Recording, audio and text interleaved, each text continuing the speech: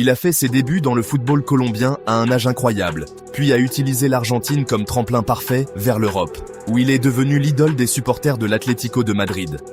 Cependant, il a quitté le club rojiblanco, et tout a changé. Sa carrière a commencé à décliner et les problèmes personnels sont apparus. Aujourd'hui, dans Parlons de Falcao.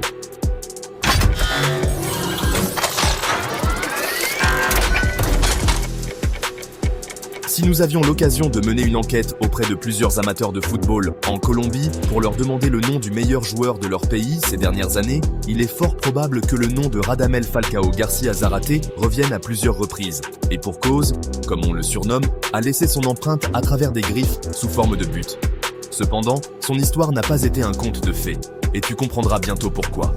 Né à Santa Marta, Falcao a été bercé par le football dès son plus jeune âge.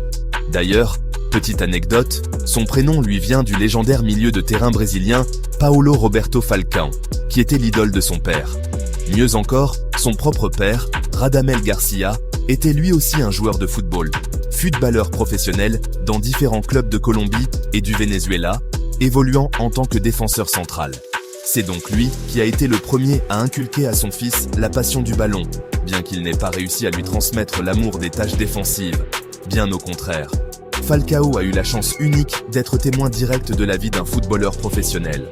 Les coéquipiers de son père racontent qu'enfant, il était toujours là, à leur côté, avec un ballon dans les pieds. Mais avant de te raconter comment Radamel Falcao a débuté dans le football et tout ce qui a suivi, il faut savoir qu'à ses débuts, il pratiquait aussi d'autres sports, notamment le baseball. Tout cela vient du fait que son père jouait alors au Venezuela, un pays où le baseball est le sport roi. Là-bas, les enfants passèrent leur journée avec une batte et un gant. Falcao n'a pas fait exception, et d'après certaines sources, il ne se débrouillait pas mal non plus dans cette discipline. Pourtant, il a finalement choisi le football, et il a eu raison, évidemment. La preuve, à seulement 13 ans, il a fait ses débuts en 2e division colombienne. Une véritable prouesse. Il portait alors les couleurs du Lanceros Boyacá, club où il a joué pendant 2 saisons avant de franchir un cap majeur dans sa carrière. En 2001, River Plate a misé sur lui et a déboursé $500 000 pour l'attirer en Argentine. Il a alors gravi les échelons des équipes de jeunes avant de faire ses débuts avec l'équipe première. Falcao, c'était du sérieux. Il s'imposait dans un championnat aussi relevé que l'Argentin et au sein de l'un des plus grands clubs du monde. Tout allait pour le mieux, jusqu'à ce que le destin lui joue un mauvais tour en 2006. Il se rompt le ligament croisé et reste éloigné des terrains pendant 8 mois. Son ascension s'arrête brutalement, mais c'est là que l'on découvre sa force mentale. Contrairement à d'autres joueurs comme Ansu Fati, Falcao parvient à revenir à un niveau exceptionnel. Les saisons suivantes confirment son talent. Il devient international et remporte le tournoi de clôture avec River Plate, sous les ordres d'un certain Diego Simeone. Un avant-goût de ce qu'il attendait plus tard. Rapidement, les offres pleuvent sur River pour s'attacher les services de son buteur vedette, qui finit par faire le grand saut vers l'Europe.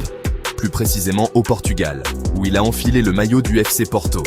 Avec le club lusitanien, il a passé 3 saisons, disputé 87 matchs, inscrit 72 buts et remporté 7 titres. À ce stade, plus personne ne pouvait nier que Falcao était le véritable du vieux continent. Ses performances à Porto lui ont permis d'attirer l'attention de l'Atlético de Madrid, qui a déboursé 40 millions d'euros pour s'attacher ses services. Le nouveau numéro 9, rojiblanco, faisait vibrer les foules et, sous la direction de Diego Simeone, venu redonner vie à son club de cœur, il a brillé de 1000 feux.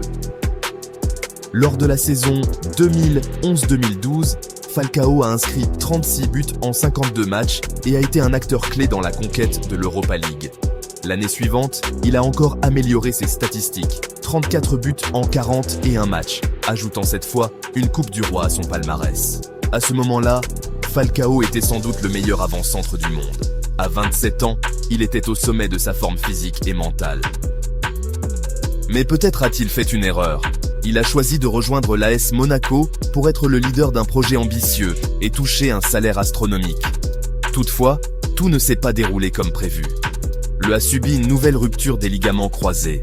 L'histoire se répétait, mais cette fois, il ne retrouverait jamais totalement son niveau d'antan. Avant de te révéler comment s'est terminée la carrière de Falcao et certains problèmes extrasportifs qui vont te surprendre, je t'invite à liker la vidéo et à t'abonner à la chaîne. Après sa terrible blessure, il enchaîne de près à Manchester United et à Chelsea. Entre problèmes physiques et performances en demi-teinte, sa carrière décline. Pourtant, il ne lâche rien et, lors de la saison 2016-2017, il fait son retour à Monaco, où il joue un rôle crucial dans la conquête du titre de champion de France, inscrivant 30 buts. Après cette résurrection, il rejoint Galatasaray en Turquie, mais son niveau soulève des doutes. Puis, contre toute attente, un transfert surprise se produit.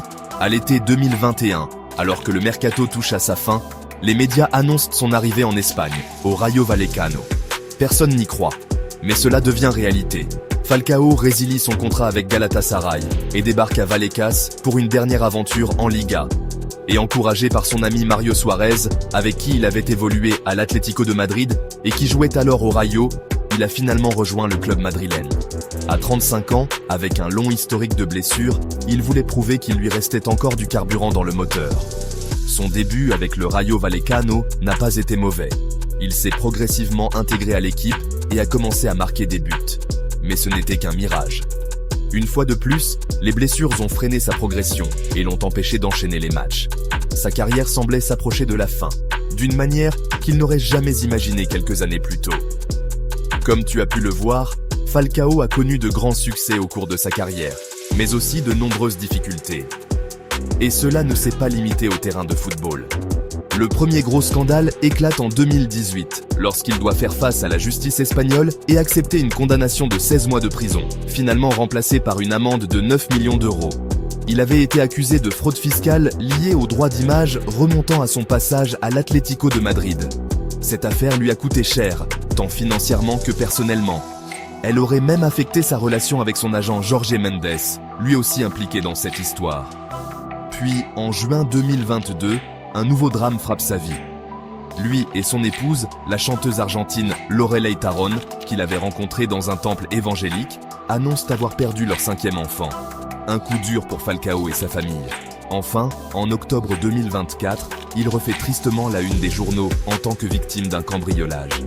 Une bande de malfaiteurs, spécialisée dans les braquages de domiciles de footballeurs, s'introduit dans sa maison alors qu'il dîne au restaurant avec sa famille à Madrid. Malgré toutes les mesures de sécurité, les voleurs parviennent à pénétrer dans sa résidence de luxe. Ils fouillent toute la maison et repartent avec un butin impressionnant.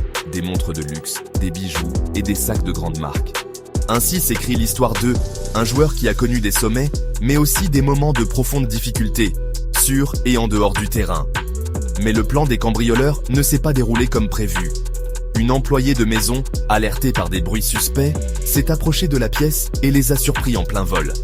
Pris de panique, les malfaiteurs ont dû prendre la fuite sans pouvoir mener leur mission à bien à 100%. Heureusement, la domestique n'a pas été blessée. Un épisode de plus dans la longue série de cambriolages visant les domiciles de footballeurs. Et maintenant, j'aimerais connaître ton avis.